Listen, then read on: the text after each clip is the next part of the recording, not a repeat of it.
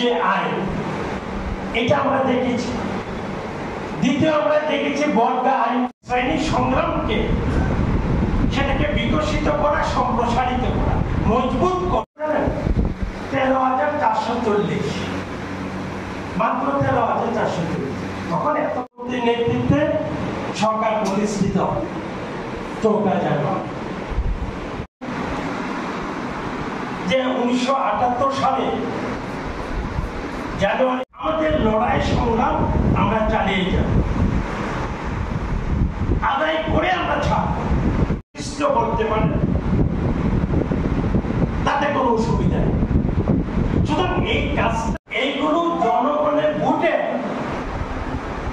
সেখানে জনপ্রতিনিধি নেতৃত্বে সরকার প্রতিষ্ঠিত হয় 14 জানুয়ারি।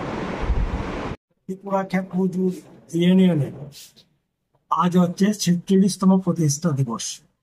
1980 সালে 19 মে এবং 20 মে 2 দিন ব্যাপী উদয়পুরের টাউন হলে সম্মেলনের মধ্যে দিয়ে এই সংগঠনটার আত্মপ্রকাশ করলেন। তো এই যে দিনটি আমরা প্রতি বছর যথাযোগ্য মর্যাদার সাথে আমরা উদযাপন করে আসছি।